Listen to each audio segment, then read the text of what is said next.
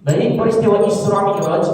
Isra artinya ketika Nabi Muhammad SAW melakukan perjalanan dibawa oleh malaikat Jibril menggunakan hewan yang bernama burung. Burung ini hewannya berwarna putih, bersayap, lebih besar daripada keledai dan lebih kecil daripada kuda, yang bernama bigol. Bigol ini adalah hasil perkawinan antara kuda dan keledai. Nah, bigol ini suka digunakan oleh para raja untuk menjadi kendaraan yang mewah. Nah, katanya burung ini hewannya tidak lebih besar, yang lebih besar dari keledai dan lebih kecil daripada bigol. Kemudian dibawalah Nabi Muhammad SAW oleh malaikat Jibril menggunakan hewan yang bernama burung Isra dari Masjidil Haram menuju ke Masjidil Aqsa. Di mana Masjidil Aqsa? Masjidil Aqsa itu di Palestina. Kemudian Nabi SAW bertemu dengan seluruh para nabi dan seluruh para rasul. 124.000 nabi dan 313 rasul. Maka Nabi Muhammad pada malam Isra menjadi imam, menjadi imam dari seluruh para nabi dan para rasul. Kemudian Nabi Muhammad sholat 2 rakaat di Masjidil Aqsa. Kemudian Nabi Muhammad diperkenalkan oleh malaikat Jibril, wahai Muhammad, wahai Rasulullah, sesungguhnya ini di sampingku ada malaikat Mikail. Lalu Nabi Muhammad dibawa oleh Jibril. Supaya lebih ringkas saya bacakan riwayat hadis yang diriwayatkan oleh Imam Muslim. Dan telah datang kepada kuburan, kemudian dibawa aku oleh Jibril menuju Masjidil Aqsa. Kemudian aku sholat 2 rakaat di Masjidil Aqsa.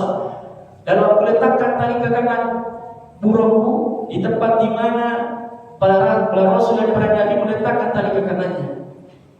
Jadi di sebelah kanan Masjidil Aqsa, Bapak Ibu yang dirahmati Allah, ada ruang bawah tanah sebelah kanan, dan di situ ada besi. Nah, orang-orang Palestina, masyarakat Palestina mempercayai bahwa itu adalah tempat di mana Nabi Muhammad meletakkan tali kekangan hewannya yang bernama burung di besi tersebut. Lalu dibawalah aku oleh malaikat Jibril ke langit yang terdekat, yaitu langit pertama. Terdengar suara, siapa Anda? Saya Jibril. Dengan siapa Anda? Dengan Muhammad. Apakah dia diutus untuk bertemu dengan Allah? Ya, dia diutus untuk bertemu dengan Allah. Lalu dibukakanlah pintu langit yang pertama, maka terdapat Nabiullah Adam alaihissalam. Dia menyambutku dan mendoakan kebaikan untukku. Lalu dibawalah aku oleh Jibril ke langit yang kedua. Terdengar suara, siapa Anda? Saya Jibril. Dengan siapa Anda? Dengan Muhammad. Apakah dia diutus untuk bertemu dengan Allah? Ya, dia diutus untuk bertemu dengan Allah. Lalu dibukakanlah pintu langit yang kedua. Ternyata ada Nabi Isa dan Nabi Yahya alaihissalam. Dia menyambutku dan mendoakan kebaikan untukku. Lalu dibawalah aku oleh malaikat Jibril ke langit yang ketiga. Terdengar suara, siapa Anda? Saya Jibril. Dengan siapa Anda? Dengan Muhammad. Apakah dia diutus untuk bertemu dengan Allah? Ya, dia diutus untuk bertemu dengan Allah. Dibukakanlah pintu langit yang ketiga. Ternyata ada Nabiullah Yusuf alaihissalam. Ketika Nabi Muhammad melihat Nabi Yusuf, ternyata Nabi Yusuf sangat tampan. Ketampanannya sama seperti perhiasan yang ada di dunia ini. Dia menyebutku dan mendoakan kebaikan kepadaku. Lalu dibawalah aku oleh malaikat Jibril ke langit yang keempat. Terdengar suara, siapa Anda? Saya Jibril. Dengan siapa Anda? Dengan Muhammad. Apakah dia diutus untuk bertemu dengan Allah? Ya, dia diutus untuk bertemu dengan Allah. Terbukalah pintu langit yang keempat. Ternyata ada Nabiullah Idris alaihissalam. Allah berkata di dalam surat Maryam, "Wa rafa'nahu makanan 'aliyyan." Dan ialah Idris alaihissalam diangkat oleh Allah di tempat yang sangat tinggi dan tempat yang sangat mulia. Dia menyebutku dan mendoakan kebaikan untukku. Lalu Jibril membawaku ke langit yang kelima. Terdengar suara, siapa Anda? Saya Jibril. Dengan siapa Anda? Dengan Muhammad. Apakah dia diutus untuk bertemu dengan Allah? Ya, dia diutus untuk bertemu dengan Allah. Dibukalah pintu langit yang kelima. Ternyata ada Nabiullah Harun alaihissalam. Dia menyambutku dan mendoakan kebaikan untukku. Lalu dibawa oleh malaikat Jibril ke langit yang keenam. Terdengar suara, siapa anda? Saya Jibril. Dengan siapa anda? Dengan Muhammad. Apakah ini diutus untuk bertemu dengan Allah? Ya, jadi diutus untuk bertemu dengan Allah. Terbukalah itu langit yang keenam, ternyata ada Nabi Musa alaihissalam. Dia menyambutku dan mendoakan kebaikan untukku. Dibawa oleh malaikat Jibril ke langit yang ketujuh. Terdengar suara, siapa anda? Saya Jibril. Dengan siapa anda? Dengan Muhammad. Apakah ini diutus untuk bertemu dengan Allah? Ya, ini diutus untuk bertemu dengan Allah. Dibukakanlah pintu langit yang ketujuh, ternyata ada Nabi Ibrahim alaihissalam. Ternyata Nabi Ibrahim alaihissalam sedang bersandar di Baitul Ma'mur, kemudian dikelilingi oleh anak-anak kecil. Siapa anak-anak kecil itu? Ternyata anak-anak kecil itu adalah anak-anak yang ketika hidup di dunia wafat sebelum mereka balik. Maka nanti akan bersama dengan Nabi Ibrahim alaihissalam. Nabi Ibrahim bersandar di Baitul Ma'mur. Apa itu Baitul Ma'mur? Baitul Ma'mur adalah tempat tawafnya para malaikat di langit ke-7. Jadi ada 70.000 malaikat yang ditugaskan oleh Allah untuk berkeliling, mengelilingi Baitul Ma'mur setiap hari. Setiap hari malaikatnya berbeda. Kemudian kata Jibril, wahai Rasulullah, sesungguhnya aku hanya dapat mengantarkan anda ke Sidratul Muntaha. Setelah Nabi Ibrahim alaihissalam naik lagi ke atas, maka Jibril berkata, hanya sampai sini yang dapat saya lakukan wahai Rasulullah. Selebihnya silakan engkau bertemu dengan Allah. Tidak apa-apa wahai Jibril. Akhirnya Rasulullah bertemu dengan Allah, lalu Rasulullah diperintahkan oleh Allah untuk melakukan 50 kali waktu sholat sehari semalam. Maka Rasulullah bertemu dengan Musa. Apa kata Musa alaihissalam? Hai Muhammad, apa yang diperintahkan oleh Allah kepadamu? Sesungguhnya Allah memerintahkan kepadamu 50 kali waktu sholat sehari semalam. Hai Muhammad, umatku tidak akan sanggup. Mintalah keringan kepada Rabbmu. Akhirnya Nabi Muhammad balik lagi ke Allah meminta keringanan, dikurangi menjadi 45. Menghadap lagi kepada Nabi Musa alaihissalam. Hai Muhammad, berapa yang Allah berikan keringan kepada anda dan umat anda? Sesungguhnya Allah memberikan keringan menjadi 45 waktu sholat dalam sehari semalam. Hai Muhammad, umat tidak akan sanggup. Mintalah keringanan kembali sampai bulan balik. Pada akhirnya menjadi 5 kali waktu sholat sehari semalam. Ya.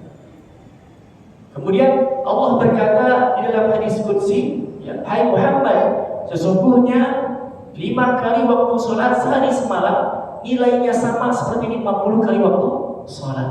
Sesungguhnya keputusanku tidak akan dapat diubah lagi.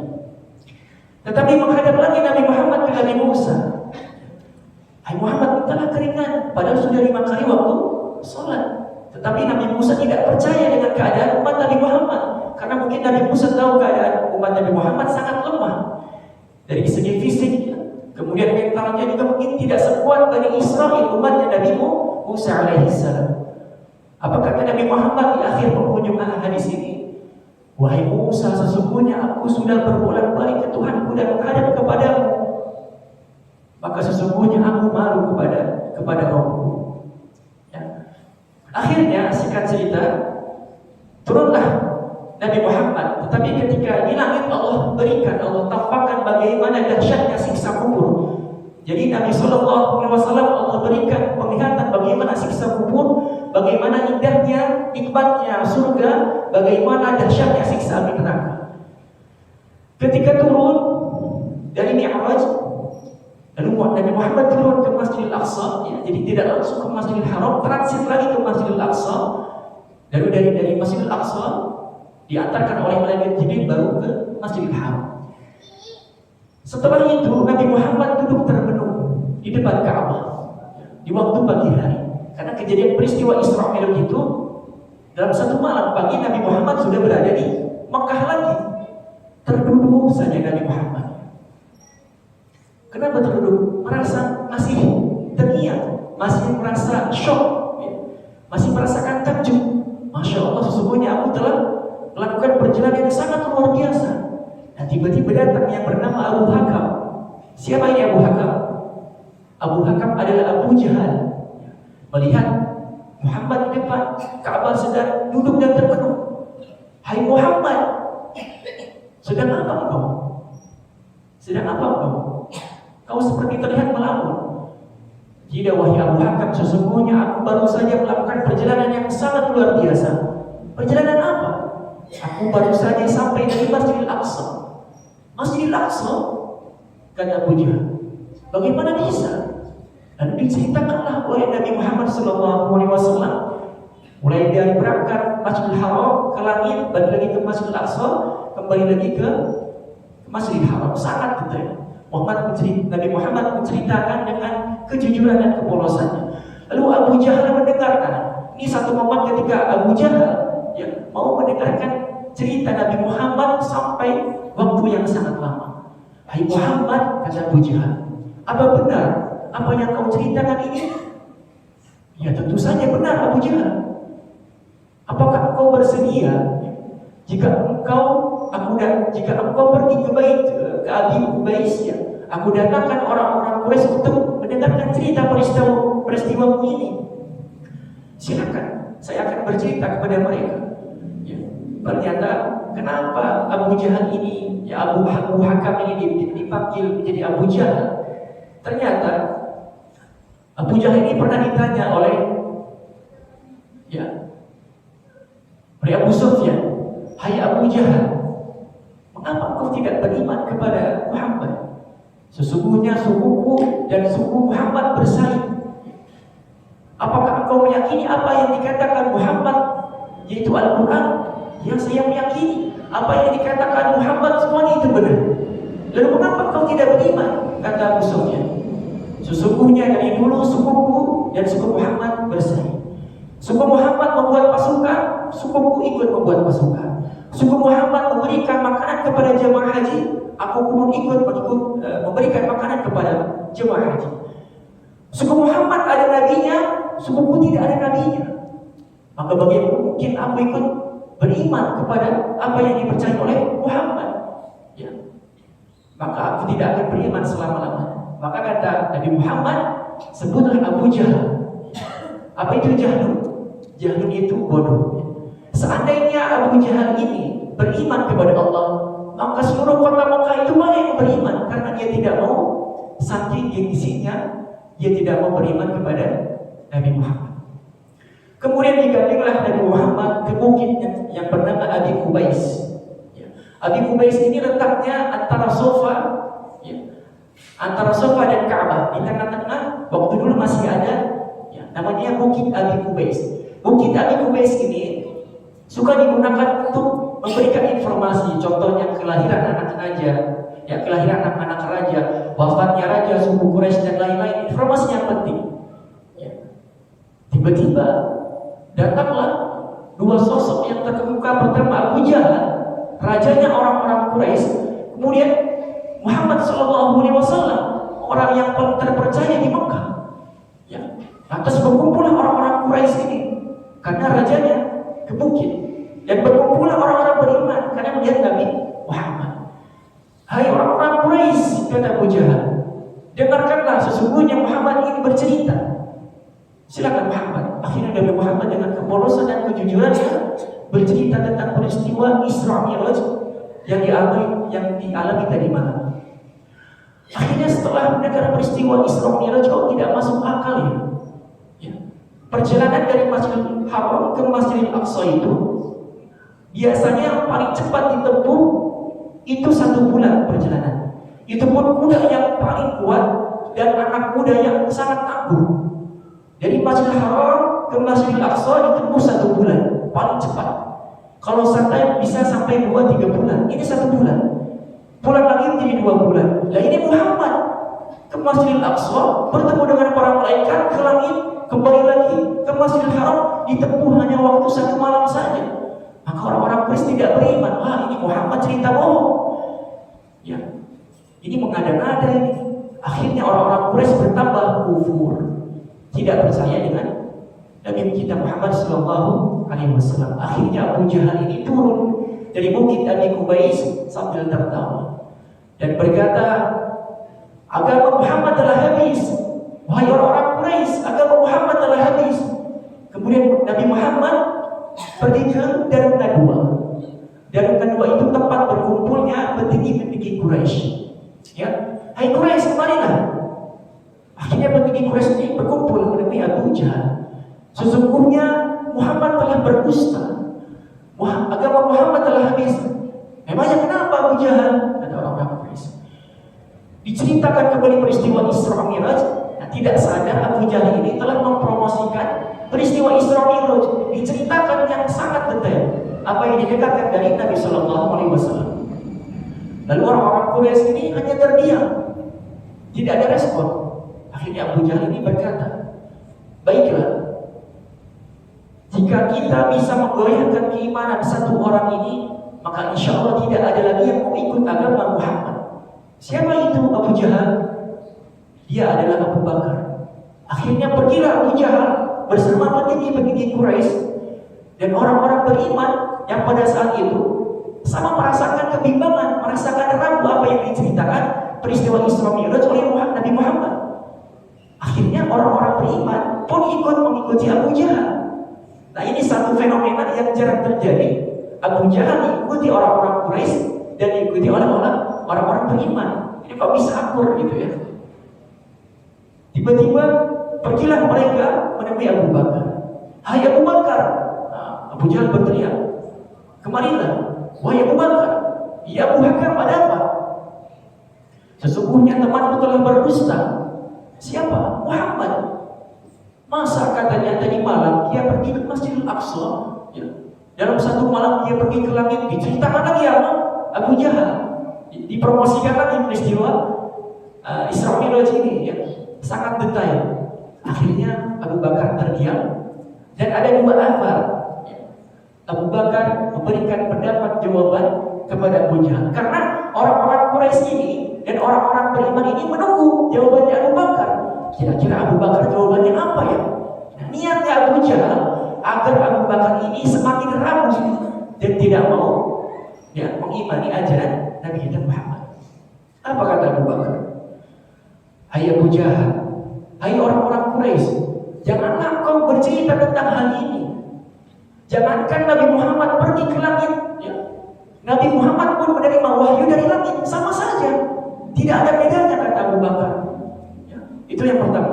Pendapat kedua, kata Abu Bakar, hai Abu Jahal, dengarkanlah. Hai orang-orang Quraisy, dengarkanlah. Seandainya di depanku ada tembok yang berwarna putih, tetapi Rasulullah berkata, hai Abu Bakar, itu bukan putih, itu hitam, maka aku akan membohongkan pandanganku dan aku akan berkata, oh iya Rasulullah, itu tembok warna hitam, padahal aslinya warna putih. Itu begitu kuatnya keimanan Abu Bakar kepada Allah dan Rasulnya. Ya. Abu Bakar itu para jamaah yang dimuliakan Allah, badannya itu kurus, ya. Ketika menggunakan celana selalu melorot, ya. Tetapi keimanannya, ya, kata Rasulullah SAW, "Lau udhina iman Abu Bakar, wa udhina ahlun nas, la rajaha imanan Abu Bakar." Seandainya keimanan Abu Bakar ditimbang dengan keimanan seluruh manusia di muka bumi ini kecuali Rasul dan para nabi, ya, seluruh manusia ditimbang keimanannya dengan keimanan Abu Bakar, maka keimanan Abu Bakar lebih berat daripada yang lain. Maka susahnya Abu Jahal ini membuat Abu Bakar ini ragu, ya. Kemudian kata Ibnu Abbas radhiyallahu anhu berkata, kami sholat bersama Abu Bakar, kami bersedekah, ya. Kami melakukan puasa sama seperti Abu Bakar. Cuma satu yang tidak bisa kami kalahkan, kata Ibnu Abbas. Apa itu? Keyakinan dia kepada Allah dan Rasul. Keimanan dia kepada Allah dan Rasulnya 100%. Gak ada ragu sama sedikit, sama sekali sedikit pun. Ya. Akhirnya Abu Jahal ini yang tadinya berharap membuat Abu Bakar ragu, dia kecewa. Ternyata salah orang ini. Ya. Akhirnya Abu Jahal meninggalkan Abu Bakar dengan kecewa. Ya. Lalu Abu Bakar berkata kepada orang-orang beriman, hai sahabat, hai orang-orang beriman, di mana Rasulullah? Ya. Di bukit Abi Qubais, wahai Abu Bakar. Baiklah. Lalu pergilah Abu Bakar menemui Rasulullah yang masih ditanya oleh orang-orang Quraisy pada saat itu. Ya. Orang-orang Quraisy masih bertanya tentang peristiwa Isra Mi'raj. Lalu Rasulullah melihat Abu Bakar. Rasulullah tersenyum, wah ada Abu Bakar. Akhirnya Abu Bakar ini menghampiri mendekati Rasulullah sambil berjalan. Ya Rasulullah, dia berteriak, Ya Rasulullah, Ya Rasulullah. Akhirnya orang-orang Quraisy ini melihat Abu Bakar. Ya, pusat perhatiannya menjadi kepada Abu Bakar. Barusan kata Abu Bakar, saya mendengar bahwa Abu Jahal menceritakan peristiwa Isra Mi'rajnya. Apa benar ya Rasulullah? Kata Abu Bakar. Ya benar Abu Bakar. Apa kata Abu Bakar? Ya Rasulullah, Anda pasti benar. Kata Abu Bakar. Wah, orang-orang Quraisy, orang-orang beriman ini yang tadinya ragu ketika mendengarkan Nabi kita Muhammad bercerita tentang peristiwa Isra Mi'raj menjadi yakin. Ya, diyakinkan oleh Abu Bakar. Abu Bakar saja beriman. Ya, berarti benar apa yang dikatakan Nabi. Ya. Lalu Abu Bakar bertanya kepada Rasulullah, ya Rasulullah, seandainya saya minta kepada Anda untuk menceritakan peristiwa Isra Mi'raj ini kepada petinggi-petinggi Quraisy, apakah Anda bersedia untuk menceritakannya kembali? Tentu saja wahai Abu Bakar, silakan. Akhirnya Abu Bakar ini memanggil petinggi-petinggi Quraisy. Hai Quraisy, kemarilah. Ya, petinggi-petinggi Quraisy ini pada datang. Sesungguhnya Rasulullah ingin menceritakan peristiwa Isra Mi'raj dengan detail. Ya, datanglah petinggi-petinggi Quraisy ini. Ya. Mungkin ada belasan petinggi Quraisy. Apa kata Abu Bakar? Wahai petinggi Quraisy, ya, agar sportif ketika Rasulullah berbicara sesuatu yang benar, maka Anda jangan berbohong. Katakan bahwa itu benar. Baik Abu Bakar. Akhirnya dengan hikmah Allah, ya, Rasulullah diberikan hikmah seolah-olah Rasulullah melihat Baitul Maqdis atau Masjidil Aqsa di hadapannya. Ya. Lalu Rasulullah bercerita bagaimana bangunan-bangunan di sekitar Masjidil Aqsa, kemudian bagaimana keadaan orang-orangnya, bagaimana warna catnya, ya, warna Masjidil Aqsa, kemudian jumlah tiang Masjidil Aqsa itu ada berapa. Rasulullah bercerita sangat detail sehingga petinggi Quraisy ini berkata, benar apa yang dikatakan Muhammad itu benar, apa yang dikatakan Muhammad itu benar, apa yang dikatakan Muhammad itu benar. Ya. Akhirnya karena peristiwa itu orang-orang Quraisy mempercayai peristiwa Isra Mi'raj. Ada minum?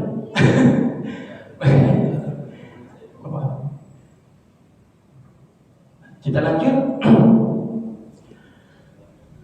Kemudian Rasulullah berkata, hai orang-orang Quraisy, kata Rasulullah, jika kalian masih ragu terhadap apa yang saya ceritakan, yang saya alami tadi malam, ya, maka ketika saya pulang dari Mi'raj, dari Palestina menuju Masjidil Haram, maka nanti, ya, akan datang kafilah. Nah, kafilah ini artinya segerombolan. Ya, jadi orang-orang Quraisy ini punya hobi, Pak. Hobinya apa? Suka berpergian di musim panas dan musim dingin. Salah satu tempat favoritnya adalah Masjidil Aqsa. Kata Rasulullah akan datang kafilah Quraisy, ya, pulang dari Masjidil Aqsa ke Masjidil Haram. Di tengah perjalanan, kata Rasulullah, mereka kehilangan unta. Ya, kafilah Quraisy ini, makasih Ustaz.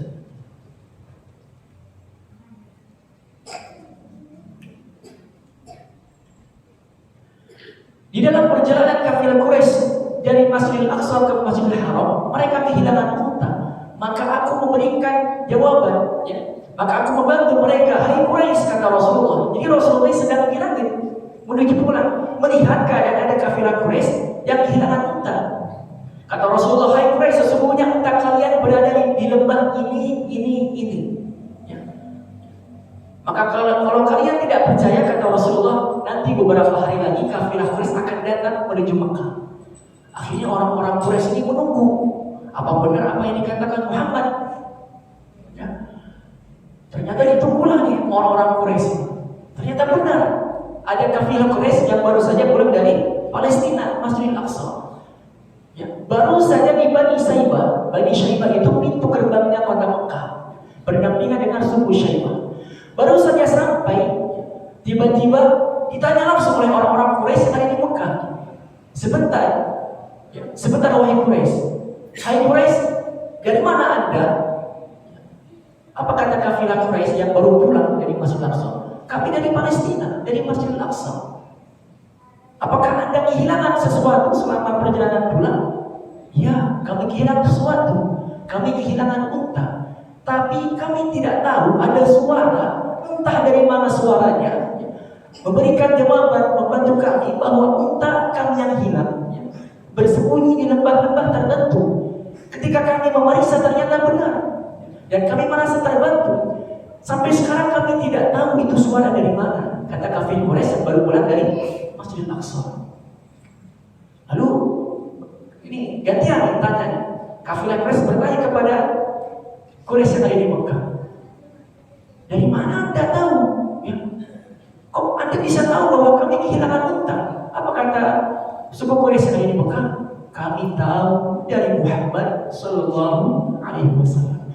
Semenjak peristiwa itu, banyak orang-orang Quraisy yang beriman dan mempercayai tentang peristiwa Isra dan Mi'raj. Ya. Kemudian, kita bisa mengambil pelajaran dari peristiwa Isra Mi'raj ini. Ternyata inti daripada peristiwa Isra Mi'raj ini adalah sholat. Begitu dahsyatnya ibadah sholat ini, satu-satunya ibadah yang langsung diperintahkan oleh Allah, yang diturunkan dari langit. Maka kata para ulama, barang siapa yang sholatnya diterima oleh Allah, maka ibadah-ibadah yang lain pasti diterima. Barang siapa yang sholatnya diridhoi oleh Allah, maka ibadah-ibadah yang lain pasti akan diridhoi. Kemudian yang kedua, hikmah yang kita bisa ambil dari peristiwa Isra Mi'raj ini adalah ada peristiwa, ada kisah di Saudi. Ada seorang laki-laki yang ingin melamar seorang perempuan. Tiba-tiba calon mertuanya ini laki-laki memerintahkan kepadanya untuk sholat jemaah di masjid selama 40 hari. Akhirnya demi untuk mendapatkan cintanya si calon ini, diikutilah permintaan calon mertua. Akhirnya si laki-laki ini sholat jemaah. Ketika pekan pertama dia masih merasakan dia sholat karena perintah calon mertuanya. Tetapi di pekan kedua, ketiga, dan keempat dia merasakan ini sesuatu yang sangat penting, tidak mungkin saya tinggalkan. Ternyata ada ketenangan dan dalam keimanan, bahwasanya barang siapa di dalam sebuah hadis dikatakan yang tidak tertinggal takbir pertama dengan imam, maka dihindarkan dari sifat munafik. Oke, baik.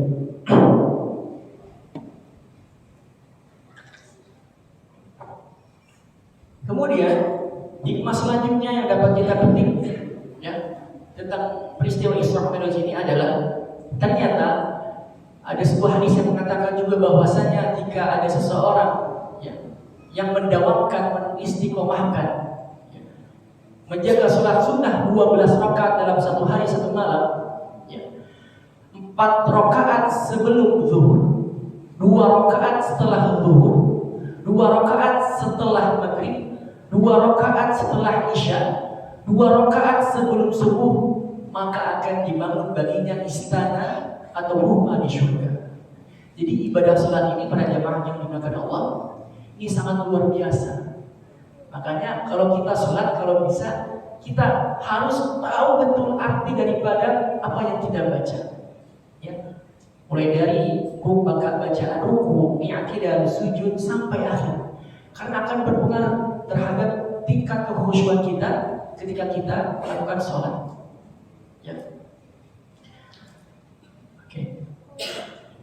Kemudian dari hadis di atas dibacakan, barang siapa yang berniat untuk melakukan kebaikan, akan tetapi dia tidak jadi untuk melakukan kebaikan itu, maka Allah catat satu kebaikan kepadanya. Barang siapa dia melakukannya, maka Allah akan catat 10 kebaikan baginya. Barang siapa yang melakukan amal keburukan, yang berniat untuk melakukan amal keburukan, akan tetapi tidak jadi, maka tidak dicatat satu dosa pun sedikit pun. Gak dicatat kalau kita niat buruk, ya, tidak dicatat oleh Allah. Tetapi kalau kita niat, kemudian kita melakukan, ya, maka akan dicatat satu keburukan saja. Kita beramal soleh, dilipat gandakan oleh Allah. Kita melakukan keburukan, maka hanya dicatat satu keburukan saja. Itu maha besar Allah, maha pengasih dan maha penyayang Allah kepada seluruh hamba. Jadi, mungkin saya cukupkan tausiah atau kultur pada pagi hari ini. Mudah-mudahan kita bisa mengambil ibrah dan pelajaran dari kisah peristiwa Isra Mi'raj ini, dan mudah-mudahan kita menjadi hamba yang senantiasa suka melaksanakan sholat, as-salatu ala waktiha. Sholat, ya, amalan yang paling dicintai oleh Allah. Salah satunya adalah sholat pada waktunya. Untuk laki-laki di masjid berjamaah. Baik, mari sama-sama kita tutup dengan doa. Astaghfirullahaladzim, astaghfirullahaladzim, astaghfirullahaladzim. Allahumma sholli ala sayyidina Muhammad wa ala ali sayyidina Muhammad wa ala kulli sahabati ajma'in walhamdulillahi rabbil alamin.